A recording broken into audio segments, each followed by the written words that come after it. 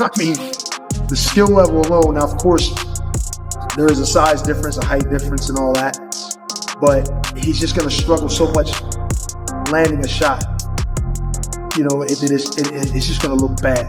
I really like Jake a lot, you know, but once he's in that ring, you have to fight like his life is dependent on it, because it will be. When in your career are you going to actually fight a contender in your weight class and not do gimmick fights? In a crazy twist, boxing legend Mike Tyson showed up out of nowhere at the Jake Paul vs. Gervonta Davis press conference, shocking everyone in the room. He gave a strong warning to Jake Paul, the YouTuber turned boxer, that sent chills through the crowd. Tyson didn't hold back. He told Jake to fight like his life depended on it, making it crystal clear that going up against a tough fighter like Davis is no joke. We saw Jake Paul's fat body videos, and if you think he's taking his training seriously for you. Listen, I think he's taking it very, very seriously because his health depends on it. And yeah, he's nobody I'm not looking past him. I'm taking him lightly at all. Jake Paul vs. Tank Davis fight has turned into more than just a big show. The match is now officially called an exhibition, mostly because people are worried about the huge weight and size difference between them. The Florida Athletic Commission refused to approve it as a real pro fight because of that gap. So, under the new rules, they'll fight for 10 rounds, each round lasting 3 minutes, and both will wear 12-ounce gloves. Knockouts will still count. The results will be decided by 2 real judges and 1 AI judge, which was added to make things more fair. The Jake Paul vs. Tank fight is getting really weird. Gervonta looks scared for his life because the rules are out. They're crazy. Oh, so everyone thought that the fight was at 190. Instead it's at 195, and this weight difference is scaring the life out of little Tank. Over 10 3-minute rounds. The next dispute comes with the gloves. Little Tank is used to fighting in 8-ounce gloves. Baby glove. This fight will be in 12. Hands might be too small. Also, Tank just fought in a 12 3-minute round fight against Roach. Yes, and now he's fighting in 10 3-minute rounds, which isn't too bad. Well done, Jake. Exhibition though, can he win? Yes, he can actually win. It will be overlooked by 3 sanctioned judges. So he can actually still win and knock him out. But here's the trick. It's body punches only. And there's a reason. That's because Tank said, look, this is a bit unfair. I don't want to punch up. I want to punch at my head height. Where does it fall? At Jake Paul's belly. Oof. So apparently we've heard there's no knockdown rules, but aside from that, it's pretty well-rounded fight. Oh yeah, and there's some drug testing involved. But Jake Paul for the win. Reports now say that Davis has gained weight during training and is walking around at almost 160 pounds, even though he has never fought above the lightweight limit of 135 pounds before. This weight gain, while still under 160, brings him closer to the agreed catch weight for his exhibition fight with Jake Paul. The added weight might help him take punches better and hit harder, making him a more dangerous and unpredictable fighter. Gervonta Tank Davis is my prediction that Gervonta Tank Davis is going to weigh in on the night of the fight against Jake Paul, knocking on 160 pounds. Don't be surprised if he's 157 pounds, something like that. You guys see this footage? Look at Tank. Now, if you know what you're looking at, the guy must be around 150 right now, 153, something like that. And you can really tell when he's sideways. When you look at him sideways and see the depth. See, from the front view, you can't really tell. But when he turns sideways, the guy is a wrecking ball. He's literally a baby rhino out there. And I think that is the idea for him to bulk up and be a little powerhouse out there. And I'm all for it. I'm going to tell you in this video why I think that's the best thing for Tank and why I think he will be knocking on 160 pounds. Teddy Atlas thinks Gervonta Tank Davis is one of the most complete fighters in boxing today. He gives Tank credit not just for his knockout power and ability to finish fights, but also for his smart counterpunching, how he sets traps, controls distance, and stays mentally strong in the ring. Atlas says Davis is patient when he needs to be, careful with his moves, and always thinking 2 steps ahead instead of just using raw strength. In his opinion, these skills make Davis the one top lightweight who has everything it takes to beat someone like Jake Paul, whose style is still improving but doesn't yet show top-level boxing skill. The only other time he was in for the fans to get mad with that was against Fury's Tommy Fury, but it wasn't that level, obviously, and all the size things you just rightfully pointed out. But he would have been in there with, it seemed crazy. You're going to go in there with a guy who was a 2-time heavyweight champ and a gold medalist? Wow. Even though the guy's, at a twilight part of his career, still. And you've given a lot of credit and props to Jake Paul on this show of helping get more eyeballs to the sport, but the way he takes it serious and goes about his approach and his work to this craft, that he does take it seriously. With that being said, when he announces Tank Davis, I'm getting tired of these gimmick fights and him loading the deck up. Whether it was Chavez Jr. or an old Mike Tyson, or we could go on and on with some of the UFC guys and the great Anderson Silva at 46 years of age. Tank Davis, great fighter, current fighter, world champion. We know how good he is. Been a top 10 pound for pound guy for you for the last few years now. But he's 5'5" and 135 pounds. This sounds like it would be a 195 pound fight, an exhibition. Wouldn't count on their records. Not a whole lot of other details other than it will be in November, and it sounds like in Atlanta. But I've said enough. I just want to hear your take. What do you make of this news with Jake Paul and Tank Davis? But, and I'm smiling a little bit. But, back in the day, I love the 1800s, 1700s, my friend out there, 1700s, whatever. But I love the old-time fighters. They were catchweights.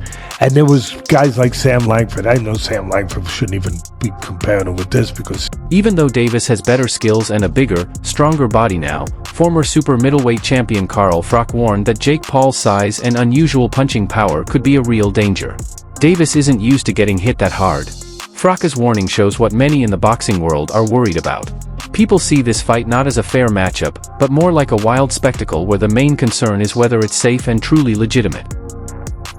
Just here at Los Naranjos in Viva, España, and I found out that Gervonta Davis is now fighting Jake Paul. So Jake Paul was supposed to be fighting AJ. Eddie Hearn announced 99% done, which we've just spoke about.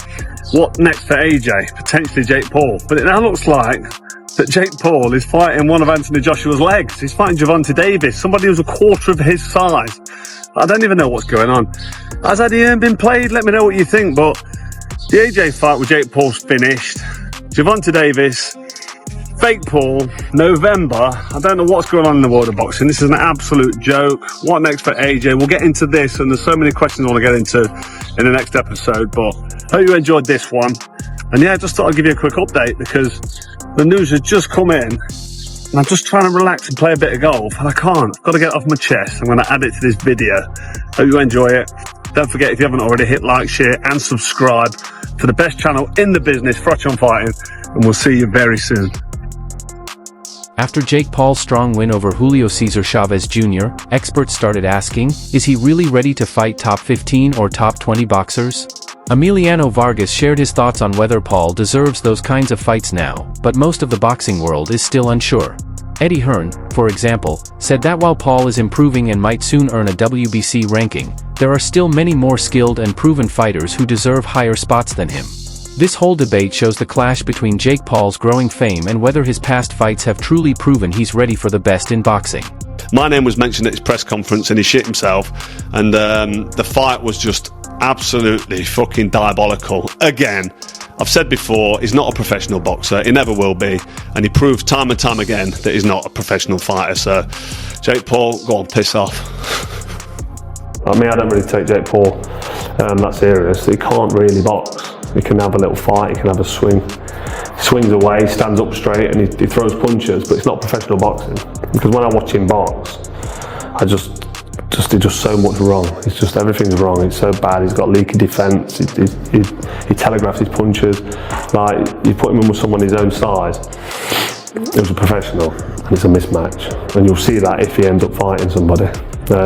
Tommy Fury, bless him, he's a pro boxer, but he's inexperienced. He's got no amateur pedigree. He's a raw novice, or maybe just above the raw novice. I was saying earlier, where would I put him in terms of levels? He'd do well to win a British title. He's at that sort of level, and then from British title to world level, it's like different worlds. It's like totally different. It's like a different sport. Meanwhile, many old-school boxers and boxing fans are angry about the idea of Jake Paul getting a WBC ranking, saying it goes against everything the sport stands for. Veteran heavyweight Derek Chisora has been one of the loudest voices speaking out. He says real boxers earn their rankings through years of hard work, strong records, and wins against tough opponents. From Kazora's point of view, giving Paul a ranking just because of his fame or promotion is unfair to the fighters who have shed blood and sacrifice to earn theirs. Any of them hurt you? I just think Chavez didn't get started. That's the only thing. I mean, you can't win. I want to be world champion. Zerto looks slow as shit tonight. You can't win if you don't throw, you know? So it was kind of like the Ryan Garcia-Rollies thing. You know, Rollies didn't, I mean, Ryan really didn't get started, so, you know. What'd you think about how Jake looked and then fought? And you know what? You're very tough. If he sucked ass, he sucked ass, but he actually looks pretty good. There's people who walking in the gym, you can tell right away if they can box or not. So he can box, he's selling out, you know, obviously this arena, and only thing I can do is take a page out of his book and, you know, put it towards my showmanship. So, you think he's ready for someone like top 15, top 20? I mean, look, you know, he knows who to fight. Obviously, he's, you know, growing in his career. If he really wants to make a career, I wish him nothing but the best. But I just think that, you know, it's going to be a little longer until then. Thank you, Emmy. Appreciate it. Oh, give us an update about you. You got a date coming up. July 26th, Madison Square Garden. I'm ripped up. I'm ready to go. Ran with Manny Pacquiao yesterday. And, you know, 15-0 on the way. Let's go, baby. Thank you, Emmy. Appreciate it, man. My brother, appreciate it. Sports commentator Stephen A. Smith pointed out how huge the size and experience difference really is in the Jake Paul versus Gervonta Davis fight. Jake usually weighs over 200 pounds, while Davis is a lightweight champion, a massive gap that fans and critics can't ignore. Smith questioned whether promoting such mismatched, high-profile fights does more harm than good for boxing. He warned that events like this could turn the sport into just entertainment instead of real, fair competition.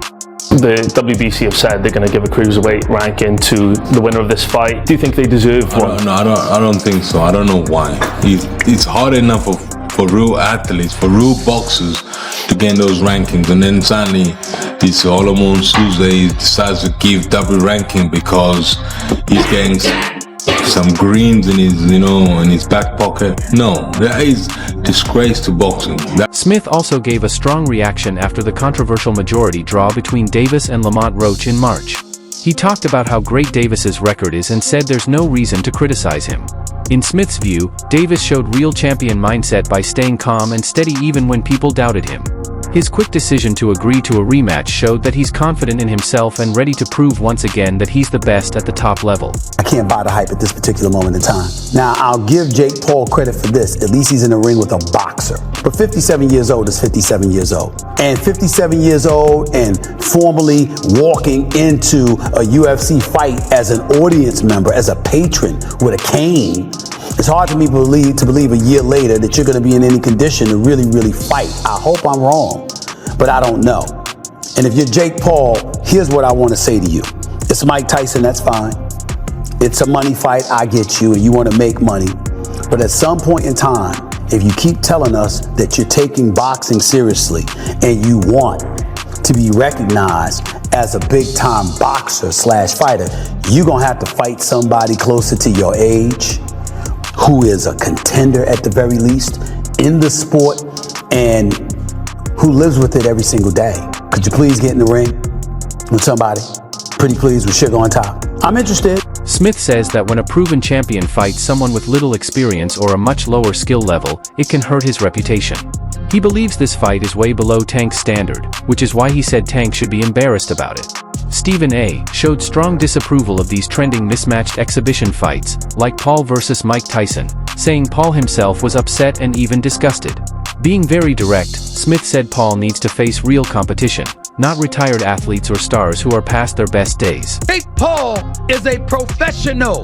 At some point in time, I don't give a damn if it's a light heavyweight. Better be Bivol, a super middleweight, Canelo, Mexican Monster, David Benavidez, somebody that actually has a reputation. The time has come for Jake Paul to step into the ring with a cat who actually boxes for a living and give us that fight. I appreciate the fact of him promoting. I appreciate him having the cachet as a former YouTuber turned boxer. I like Jake Paul. I respect Jake Paul. I'm just saying, because I like him and because I respect him, I want to see him in the ring. And I don't want to hear, I know his numbers are better, but then he going to say, I don't need Canelo. Canelo needs me. Well, wait a minute.